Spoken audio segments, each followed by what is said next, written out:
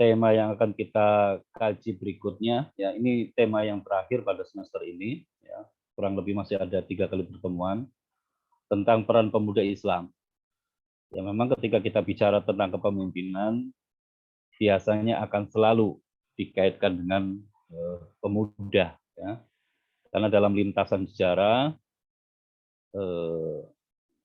torehan-torehan ya, yang dicatatkan di dalam buku sejarah, ya, catatan-catatan sejarah itu selalu pemuda ada di dalamnya, ya. Pemuda itu tertulis di dalamnya. Hampir semua sejarah itu selalu pemuda yang kemudian tercatat di dalamnya. Ya.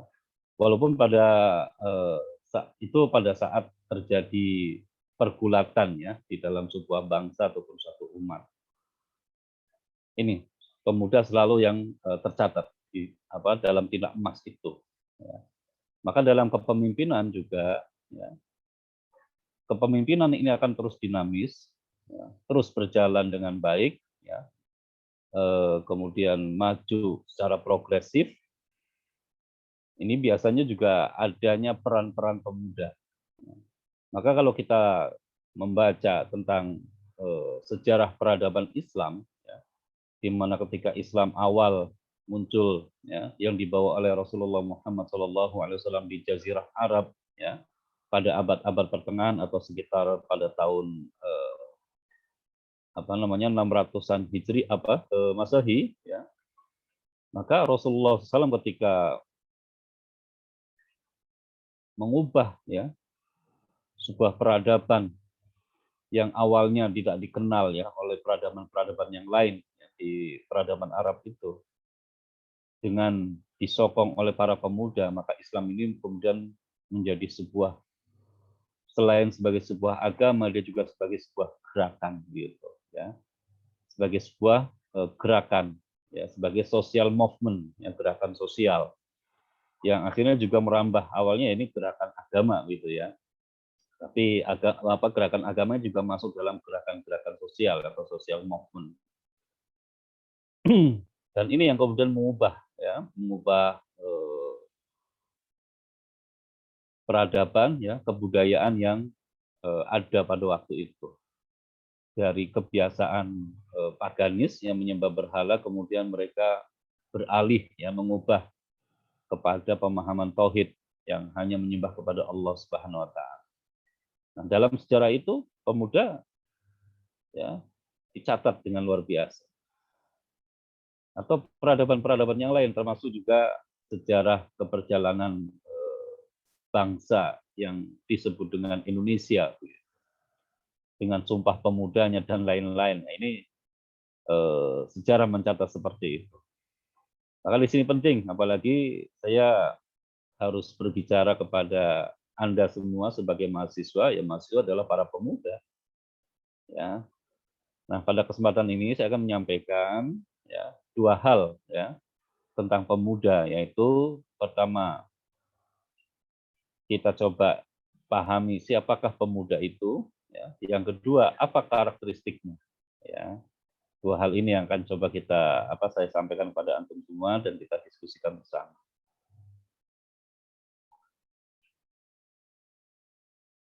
Nah, untuk mengawalinya saya mengutip, ya, statement yang disampaikan oleh Imam Asy-Syafi'i dalam kitabnya Ad-Diwan, ya, atau kitab Diwan, ya. Beliau menyatakan begini bahwa hayatul fata wallahi bil ilmi wat tuqa. Idza lam yakuna la itibara li dzatihi.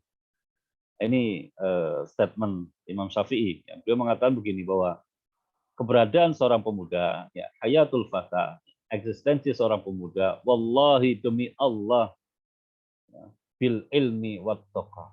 Bahwa eksistensi seorang pemuda itu akan selalu dia ada, ya, walaupun mungkin sudah tiada fisiknya, ya, ini akan selalu dikenang dengan apa? Yaitu dengan ilmu dan ketakwaan. Jadi eksistensi seorang pemuda itu adalah karena ilmu dan takwa. Di dalam yakuna la itibara lidzatihi. Jika keduanya tidak dimiliki, maka, ya, tidak ada jati dirinya sebagai pemuda. Walaupun secara fisik dia nampak, secara fisik dia ada, secara fisik dia bisa dilihat, tetapi karena tidak memiliki bekal ilmu dan takwa, maka ya eksistensinya itu tidak dinilai oleh orang lain. Ya, wujuduha kadamihi, begini ya. Jadi ada atau tiadanya itu ya tidak ada begitu. Ya, wujuduha kadamihi. Ya. Jadi adanya dia ya ketiadaannya dia. Karena apa? Tidak memiliki ilmu dan takwa menurut Imam Syafi'i. Maka kalau kita coba memahami statementnya Imam Syafi'i ini, ya kita akan bisa eksis dalam kehidupan ini dan bisa menoreh sejarah dalam kehidupan kita jika kita punya bekal dua bekal ini, yaitu ilmu dan takwa. Dan memang statement ini berkaitan dengan perintah Imam Syafi'i kepada para pemuda agar menuntut ilmu seluas-luasnya dan sedalam-dalamnya. Ya. Namun menuntut ilmu tidak cukup hanya kemampuan intelektual saja, tetapi harus disertai dengan kekuatan spiritual. Nah ini ya Islam seperti itu memang memberikan arahan kepada kita semua dalam penguasaan ilmu pengetahuan harus didasari dengan kekuatan spiritual. Ya, mendapatkan ilmu harus ditopang dengan spiritual karena spiritualisme inilah yang akan membentuk moralitas ya pada setiap para intelektual ya khususnya para pemuda ini. Karena ilmu kalau tidak dibarengi dengan moralitas, ya tidak dibarengi dengan etika, ya tidak dibarengi dengan tauhid, tidak dibarengi dengan estetika, maka ilmu yang didapatkan itu malah akan menghancurkan. Nah, ya minimal kemudian menimbulkan atau melahirkan kesombongan pada para ilmuwan ketika tidak dibarengi dengan spiritualisme. Maka dalam Islam, ya kemampuan intelektual itu diposisikan pada level yang pertama. Ya. Jadi kalau kita mencoba memahami tentang konsep ilmu menurut Barat, ya konsep mereka hanya pada nalar saja, itu pada level yang pertama. Tetapi kalau dalam Islam, ya level tertinggi seorang intelektual adalah ketika dia khosyah, memiliki kekhusyuan, ya khosyah, rasa takut kepada Allah Subhanahu Wa Taala. Ya, sehingga di dalam Islam ini untuk mendapatkan ilmu pengetahuan tidak hanya melulu ya dengan menggunakan kemampuan nalar rasionalitas, ya, tetapi juga kemampuan yang disebut dengan laduni begitu ya, bahkan mimpi itu bisa menjadi inspirasi di dalam pengembangan ilmu pengetahuan. Nah, baik, kita tinggalkan ya statementnya Imam Syafi'i, tetapi kita harus masukkan ya menjadi bekas yang sangat kuat di dalam diri kita ini. Ilmu dan takwa itu harus menjadi satu kesatuan yang tidak bisa dipisahkan.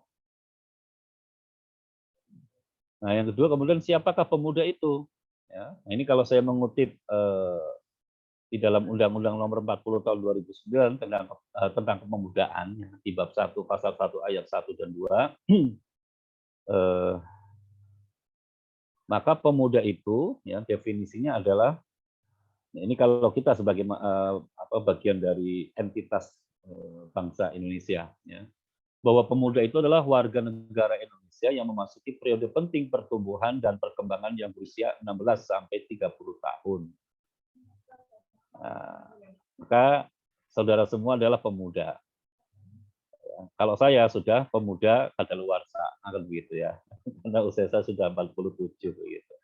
Ya, tinggal detik-detik beberapa hari lagi saya sudah memasuki usia 47. Ya, tanggal 24 Juli, malah membuka rahasia ya. Saya itu sudah pemuda kadaluarsa. Ya, walaupun definisi rentang ya usia ini masih debatable ya. Masih ada perdebatan karena ada beberapa psikolog yang menyebut bahwa usia pemuda itu tidak hanya sampai 30 tahun tapi 40 tahun begitu ya. Ya kalaupun 40 tahun tetap saya sudah kadaluarsa karena sudah melewati 7 tahun dari usia 40 tahun ya. Nah, ini kalau saya sudah jelita lah ya, jelang usia 50 tahun. Nah, ini. Oke, ya jadi rentang usianya Ya, ini 16 sampai 30 tahun. Ya, pada masa pertumbuhan dan perkembangannya. Tetapi kalau kita ukur dari usia ya atau umur, ya belum tentu seorang pemuda itu memasuki usia kematangan pada rentang usia 16 sampai 30 atau kedewasaan. Ya, mungkin kalau saya mungkin sudah dikatakan dewasa lah, ya, belum dikatakan tua lah ya. Nah, ini. Nah, ini pemuda. Ya kalau remaja ya ini berarti di sini usia remaja ya, remaja. Nah, kalau sudah memasuki secara psikologis dia dewasa, ya berarti dia remaja yang memiliki kedewasaan. Oke, ini pemuda ya. Rentangnya 16 sampai 30 tahun. Nah, sedangkan kepemudaan itu ya adalah berbagai hal yang berkaitan dengan potensi, tanggung jawab, hak, karakter, kapasitas, aktualisasi diri, dan cita-citanya sebagai pemuda. Oke, yang terakhir ini cita-citanya sebagai pemuda. Ya, antum semua coba cita-citanya apa sebagai seorang pemuda ini? Ya, saya yakin banyak ya ragam yang akan disampaikan ketika saya tanya cita-citamu apa, ya banyak. Tapi kalau kita sebagai seorang pemuda Muslim tentu harus memiliki cita-cita visi yang panjang begitu ya, tidak hanya pada aspek pragmatis gitu ya. Karena diharapkan kita semua ya seperti satu di antara salah seorang di antara tiga eh, tukang bangunan gitu ya. Nah, ini ya tukang bangunan ini ketika salah seorang tukang ditanya ketika mereka sedang membangun masjid gitu ya, Pak sampean ki lagi ngopo? Ya aku lagi natani bata iki gawe masjid ben aku entuk gaji nggo iso agar bisa memenuhi yang memberikan nafkah pada keluarga. Nah, kalau kemudian tukang batu yang kedua, Pak Anda sedang ngapain? Yo, saya sedang membuat masjid ini. Semoga saya bisa berkontribusi baik untuk kelancaran ibadah para jamaah di sini. Nah, kemudian tukang batu yang ketiga ditanya, Pak, kamu sedang ngapain? Ya, ini saya sedang bikin masjid. Dan ini menjadi awal dari membangun peradaban umat. Wah, ini sudah luar biasa. Ini mungkin tukang batu yang ketiga ini pernah lulusan S3 mungkin begitu ya, sehingga bisa menjawab seperti itu. Ya, tapi belum tentu juga yang lulusan S3 bisa menjawab kayak gitu juga. Artinya dia memiliki cara pandang yang apa namanya maju begitu ya, progresif ke depan bukan hanya pada saat kebutuhan sekarang saja. Ya. Maka pemuda yang kita cita-citakan adalah pemuda yang memiliki ruh ya spirit untuk kembali membangun peradaban Islam. Ini yang kita harapkan. Sehingga apa ya potensi, tanggung jawab, hak, karakter, kapasitas, aktualisasi diri dan cita-citanya adalah cita-cita di dalam ikut serta di dalam membangun peradaban. Ya bukan hanya sekedar ya sing penting aku melu-melu wae lah gitu ya. Enggak seperti itu. Ini pemuda dalam Islam. Ya. Sehingga apa? Sehingga ya kalau kita baca dalam Al-Qur'an ya, Allah Subhanahu wa taala menceritakan tentang sejarah para pemuda adalah para pemuda yang memiliki visi luar biasa dalam hidupnya. Ya, ya kalau dalam Al-Qur'an memang disebutkan ya dengan menggunakan beberapa istilah ya pemuda itu. Ada yang disebut dengan fatan ya atau syabab begitu ya. Kalau Hizbut Tahrir yang sudah dilarang di Indonesia itu biasanya menggunakan kata syabab ya. Syabab Hizbut Tahrir begitu ya. Nah, ini tidak pakai fatan begitu. Nah, jadi sosok pemuda seperti apa yang dapat diharapkan mampu membangun bangsa kita, membangun peradaban umat ya. Nah, setidaknya kita bisa mendapatkan gambaran sosok yang diceritakan oleh Allah Subhanahu wa taala di dalam Al-Qur'an yang mereka disebut dengan pemuda Ashabul Kahfi. Ya. Ini bisa antum baca semua apa? Baca di dalam apa secara lengkap di dalam surat Al-Kahfi ya. Nah, ini. Di mana Allah Subhanahu wa taala secara singkat menggambarkan nahnu naqussu 'alaika naba'ahum bil haqqi innahum fityatun amanu bi rabbihim wa zidnahum huda. Ya. Nah, ini jadi Allah ceritakan kepada kalian, nahnu naqussu 'alaika, ya, naba'ahum, ya, tentang kabar kepada mereka bil haq, ya, tentang satu kabar yang benar, ya. Tentang apa kabar itu yang Allah ceritakan? Itu innahum fityatun. Mereka itu adalah para pemuda amanu yang beriman bi rabbihim kepada Tuhannya, wazidnahum huda. Ya, dan Allah yang akan menambahkan keimanan dan juga petunjuk kepada mereka. Jadi pemuda yang dapat membangun peradaban yang besar adalah pemuda yang didasari dengan iman. Ya, maka sebagaimana Imam Syafi'i tadi mengatakan bahwa dalam menuntut ilmu itu ya harus dengan didasari takwa, spiritualisme, ya, iman. Ya, maka mereka dengan kemampuan dengan kekuatan imannya ini Allah berikan kepada mereka petunjuk untuk memberikan pencerahan kepada umatnya. Nah, ini pemuda yang mampu membangun peradaban manusia yang mulia. Ya. Dasarnya, landasannya iman. Maka kalau kita ingin membangun negeri kita dengan baik, negeri yang baldatun thayyibatun wa rabbun ghafur, ya memang harus diperbaiki dulu. Ya. Dasar-dasar spiritualisme kita, ya keimanan kita, tauhid kita, moralitas kita, kemudian juga memperbaiki moral, ya spiritualisme masyarakat bangsa.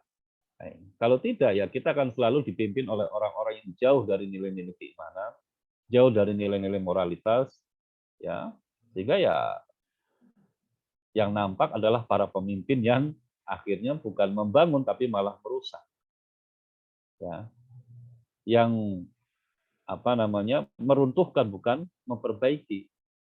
Nah, ya. Maka saya berharap antum semua, ya mungkin 10-15 tahun lagi bisa tampil ke depan dengan membawa moralitas yang baik, keimanan yang kuat, dengan dibekali ilmu dan profesionalisme, ya ikut terlibat dalam membangun bangsa, khususnya ya di Indonesia, ya, umumnya terhadap peradaban Islam. Dan dalam hadis juga Nabi menyampaikan ya ada 5 perkara ya, yang harus diperhatikan sebelum datangnya 5 perkara. Salah satunya adalah syababaka qabla haramika, ya. Masa usia mudamu sebelum datang usia tuamu. Nah, dari ayat ini dan hadis yang disampaikan oleh Rasulullah, ya, maka Islam menekankan ya, tentang kondisi pemuda, ya, menekankan tentang suasana ataupun kondisi pemuda. Mengapa? Ya, karena masa muda ini harusnya menjadi masa bagi antum semua untuk mencari bekal, ya, menghimpun bekal sebanyak-banyaknya dalam rangka menghadapi hari tua. Jangan sampai kita menyesal di hari tua ketika kita sudah tua, karena di masa muda banyak waktu yang kita sia-siakan. Ya, apalagi dengan kondisi sekarang ini tantangannya lebih besar, ya. Saya juga ini repot juga ketika anak sudah harus mengenal gawai dan sebagainya dengan pembelajaran daring kan harus pakai gawai, harus pakai laptop dan sebagainya, malah kemudian karena banyaknya waktu luang di rumah lebih banyak digunakan untuk main game. Ya, padahal ya kita punya kesempatan untuk beraktivitas pada hal-hal lain yang lebih positif. Ya,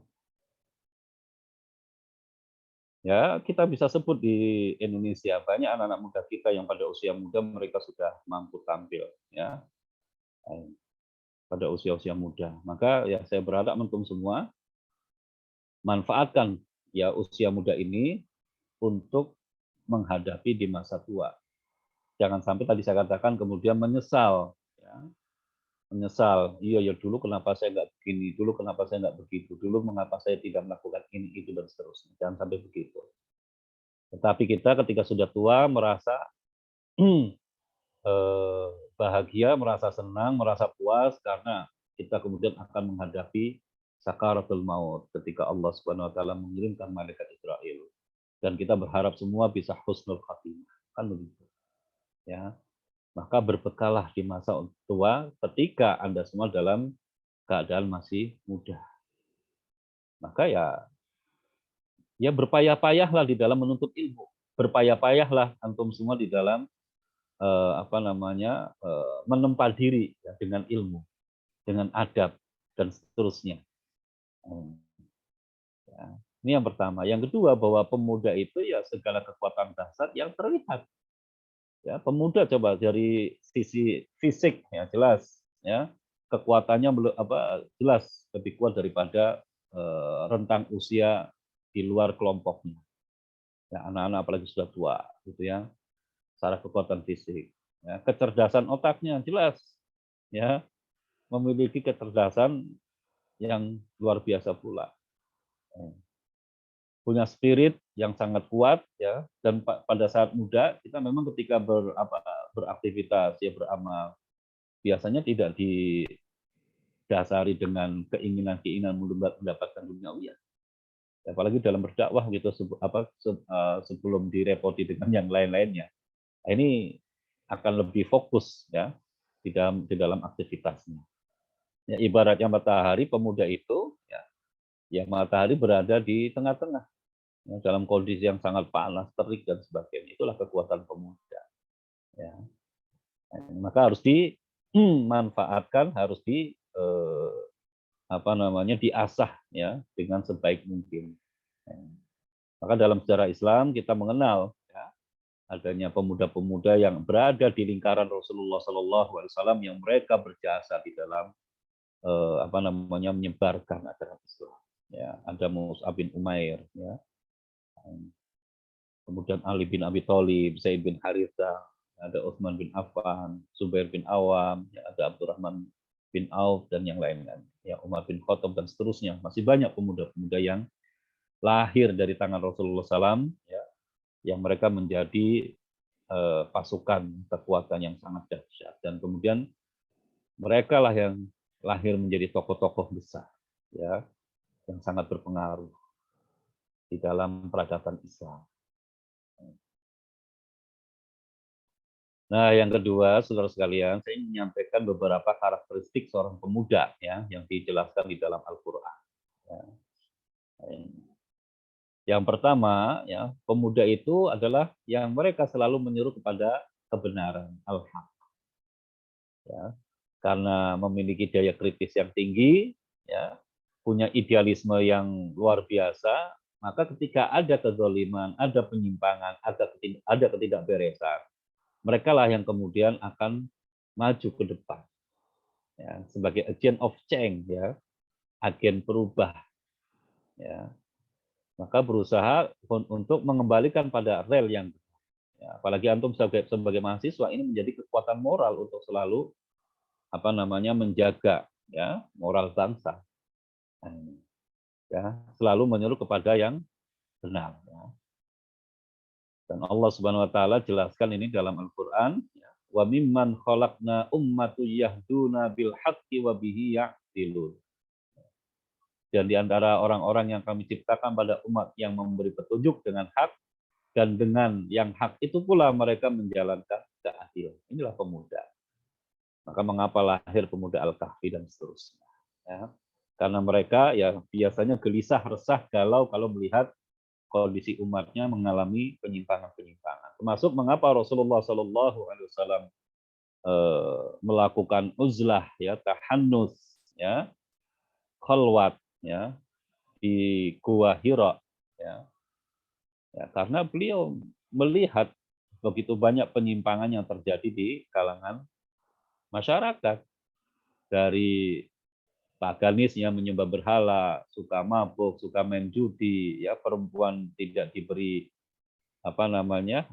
kemuliaan, ya dan seterusnya. Ini yang membuat hati Rasulullah gundah, ya, galau dan sebagainya. Maka beliau kemudian meminta petunjuk kepada Allah Subhanahu Wa Taala. Maka Allah kemudian kirim ya malaikat Jibril untuk menyampaikan risalah kepada Muhammad ya, Rasulullah SAW, ya, dan beliau kemudian diangkat menjadi seorang nabi dan rasul. Maka disinilah awal dari perjalanan sejarah umat Islam. Ya. Nah ini. Yang kedua, ya saudara sekalian, bahwa para pemuda adalah mereka yang ya, berusaha untuk mencintai Allah dan Allah pun pasti mencintai mereka. ketika mereka berusaha mencintai Allah, ya, dan Allah mencintai mereka. Di dalam surat Al-Maidah ayat 54, ya, Allah Subhanahu wa taala berfirman, "Ya ayyuhalladzina amanu may yartadda minkum an dinihi fasawfa ya'tillah biqaumin hatta yuhibbuhum wa yuhibbuna." Ya. Azillatin 'alal mu'minina, 'izzatin 'alal kafirin, yujahiduna fi sabilillahi wa la yakhafuna laumata la'im. Dzalika fadlullahi yu'tihi may yasha wallahu wasi'un alim. Nah ini. Ya. Ya ayyuhalladzina amanu may yartadda minkum an dinihi fasawfa ya'tillah. Ya. Baik orang-orang beriman, ya. Jadi barang siapa di antara kalian kok kemudian murtad, ya, keluar dari Islam atau mundur ke belakang dari dakwah, ya, fasawfa ya'tillah, maka Allah segera akan mengirimkan, ya, menggantikan, ya, biqaumin, dengan sebuah kaum, ya, hatta yuhibbuhum wa yuhibbuna, sampai kemudian mereka mencintai Allah dan Allah cinta kepada mereka. Generasi yang Allah datangkan untuk menggantikan umat yang sudah tidak mau lagi berdakwah di jalan Allah, tidak mau lagi berislam dengan kafah. Ini janji Allah. Maka ya umat yang menegakkan agama Islam ini tidak akan pernah ya terjadi yang dikatakan lost generation. Ya, kalau satu waktu kita mengalami kefuturan, ya, kemalasan dalam menjalankan kebaikan dalam dakwah, Allah akan menggantikan itu. Ya, maka adanya kita atau tidak adanya kita dalam dakwah itu akan tetap jalan karena Allah yang telah menjamin. Maka tentu ini menjadi satu peringatan kepada kita supaya kita harus istiqomah di dalam kebaikan, di dalam amar ma'ruf nahi munkar, di dalam keislaman kita. Ya. Dan ciri-ciri mereka apa? Azillatin 'alal mu'minina, ya, mereka berlemah lembut kepada sesama mukmin, aizzatin 'alal kafirin, dan mereka keras tegas terhadap orang-orang kafir. Yujahiduna fi sabilillahi, dan mereka berjuang di jalan Allah, ya, wala yakhafuna laumata la'im, mereka tidak akan pernah takut terhadap cercaan orang-orang yang suka mencerca. Ya. Dzalika fadlullahi yu'tihi may yasha. Nah, ini yang perlu digarisbawahi bahwa rasa cinta mereka kepada Allah dan mereka dicintai oleh Allah itu adalah karunia dari Allah yang Allah berikan kepada hamba-hambanya yang dikehendaki. Bukan karena usaha kita, tetapi ini adalah kehendak Allah. Ya, may yasha, atas kehendak Allah Subhanahu wa taala. Wallahu wasi'un alim. Dan sesungguhnya Allah Maha Luas, pemberiannya lagi Maha mengetahui dengan kemahaluasan ilmu. Ini mereka mencintai Allah dan Allah mencintai mereka. Maka cobalah kita selalu mengasah, ya, memperkuat ya kecintaan kita kepada Allah. Dengan cara apa? Yang mencintai Rasulnya, mencintai agamanya, ya, mencintai kebaikan. Ya.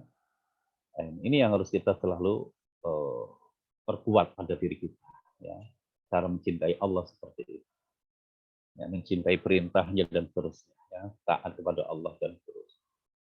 Ini yang kedua. Yang ketiga, saudara sekalian, bahwa para pemuda itu adalah mereka memiliki karakteristik saling melindungi dan saling mengingatkan satu sama lain serta taat menjalankan ajaran agama.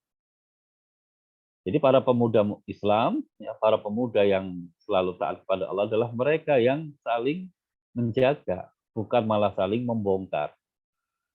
Saling melindungi, bukan malah saling membuka aib.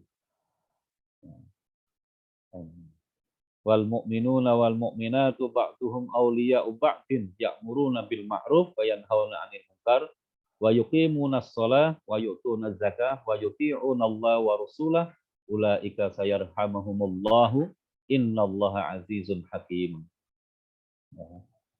Dan orang-orang beriman itu adalah laki-laki dan perempuan, sebagian mereka adalah menjadi penolong bagi sebagian yang lain.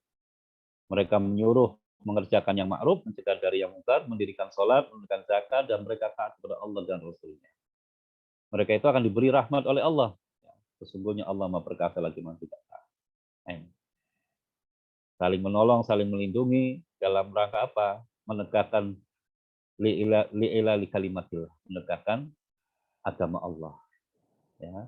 Dengan cara apa? Dengan cara amar ma'ruf nahi munkar. Dengan cara apa? Menegakkan sholat.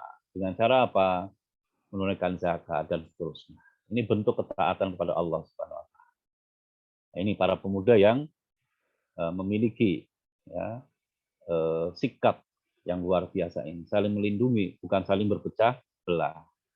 Maka walaupun mungkin di antara kita memiliki latar belakang yang berbeda, ya, organisasi yang berbeda dan seterusnya, maka membangun kekuatan ya, hubungan yang baik, ukhuwah itu menjadi perintah Allah. Ya, karena ketika kita tidak mau bersatu, ya, laknat Allah yang akan turun. Tapi kalau kita mau bersatu, saling meneguhkan, rahmat Allah yang turun. Ya, baik. Sampai jam berapa ini, Mas?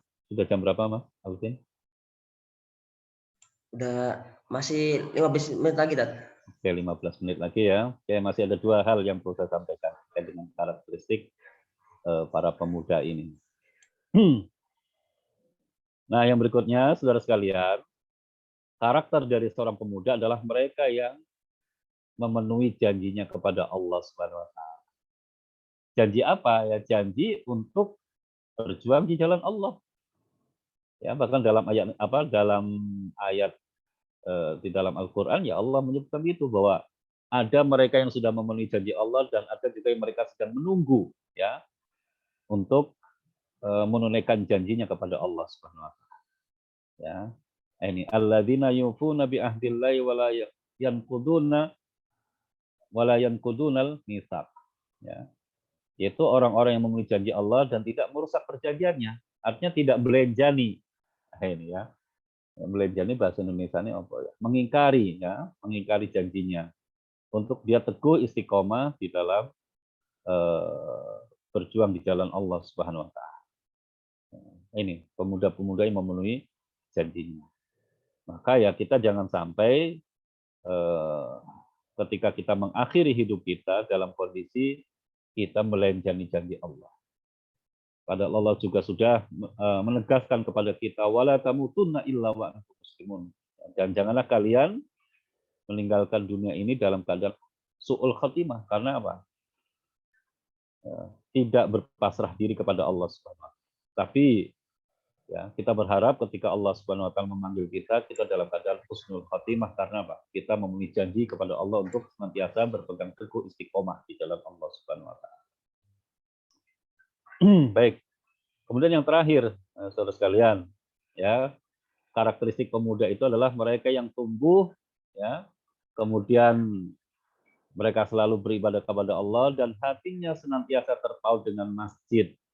Ya, sebagaimana hadis yang diriwayatkan oleh Imam Bukhari dan Muslim, ya, Rasulullah SAW bersabda bahwa nanti pada saat di padang mahsyar, ketika matahari ya dengan jarak dengan kita ya atau jarak kita dengan matahari itu hanya 1 mil, ya 1 mil berapa kilo ya? Mungkin sekitar 1,4 kilo ya kalau tidak salah. Ya, 1 mil itu. Atau hadis yang lain katanya sejengkal gitu ya, hanya sejengkal gitu. Ya, yang dengan ribuan kilometer ribuan mil ini saja matahari sangat panas ya.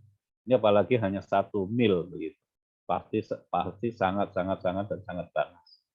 Dan pada saat itu kita dalam kondisi ya, tidak beralas kaki, ya, tidak memakai baju, selembar benang pun begitu, semuanya telanjang bulat. Ya. Maka Aisyah bertanya, ya Rasulullah, apakah mereka tidak saling melihat? Maka Nabi menjawab, oh, waktu itu ada permasalahan yang lebih besar, lebih penting. Ya, jadi sekedar melihat tubuh orang lain itu nggak penting, sehingga mereka tidak pernah memikirkan itu. Mereka fokus untuk apa? Untuk mempertanggungjawabkan segala amal perbuatannya. Itu, ya. Dalam badan telanjang kaki, telanjang bulat, ya. Dan mataharinya sebentar. Dan mereka kemudian berpeluh-peluh, ya, berkeringat. Nah, keluarnya keringat itu sangat bergantung pada imannya, begitu. imannya semakin baik, imannya semakin tinggi, maka dia akan mendapatkan perlindungan dari Allah Subhanahu wa taala. Dan ada 7 golongan yang akan mendapatkan naungan ya Allah pada hari tidak ada naungan selain naungan Allah Subhanahu wa taala. Yang mereka merasa adem pada saat di padang mahsyar itu. Siapa saja mereka? Ya, pemimpin yang adil. Nah, pemimpin yang adil ini lahir dari ya pemuda-pemuda yang tadi memiliki ilmu dan juga takwa kepada Allah. Yang kedua, pemuda yang tumbuh selalu beribadah kepada Allah, ya, dan laki-laki yang hatinya terpaut dengan masjid. Nah, ini. Pemuda yang senantiasa ibadah kepada Allah. Ya. Nah, ibadah ini yang saya yakin antum semua sudah paham, bukan hanya yang mahdoh, ya, tetapi setiap ucapan kita, perbuatan kita, tingkah laku kita, kalau kita niatkan kepada Allah, ya perbuatan yang positif, ucapan yang positif, ya kita niatkan karena Allah itu menjadi ibadah. Nah, disinilah kita harus membangun satu mindset, satu konsep tentang ibadah yang benar. Nah, itu yang dimaksud dengan pemuda yang selalu beribadah kepada Allah. Ya, ya selain juga menegakkan ibadah-ibadah mahdoh, ya, seperti sholat, puasa, ya, haji, zakat, ya, umroh, ya, dan seterusnya.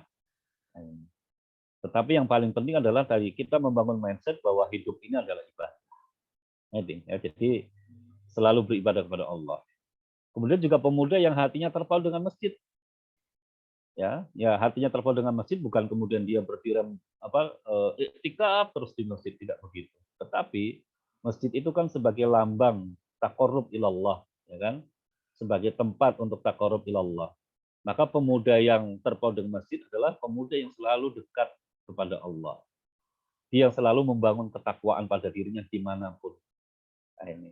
Makanya Rasulullah Shallallahu Alaihi Wasallam dalam hadis juga menyampaikan, ittaqillaha haitsumma kunta. Bertakwalah kalian dimanapun kalian berada. Ya, di dalam masjid dia takwa. Ya, di dalam ketika nonton sepak bola ya takwa. Honor ya, ketika nonton bal-balan tetap menjaga keimanan kita gitu ya. Ketika di pasar dia takwa, ketika dia di kantor bertakwa, ketika di mana pun dia. Sehingga apa? Sehingga ini menjadi tameng diri untuk menghindari dari perilaku yang menyimpang. Nah, ini ya. Jadi dia selalu berusaha menjaga dirinya dari perbuatan maksiat. Itu yang dimaksud dengan terpaut hatinya di masjid. Nah, dua orang yang saling mencintai karena Allah. Nah, ini yang berikutnya ya. Dua orang yang mencintai karena Allah. Ya, maka Nabi memerintahkan kepada kita, kalau kita memang mencintai saudara kita, katakan, ekspresikan, ana uhibbuka fillah ya akhi. Nah, ya, aku mencintai engkau ya saudaraku karena Allah. Ya. Tapi masalahnya jangan sekali-kali kalau belum sah kemudian menyampaikan ke seorang akhwat, ya. Ana uhibbuki ya ukhti ya, jangan sampai begitu ya. Kecuali kalau sudah sah nggak apa-apa gitu ya. Sudah halal ya.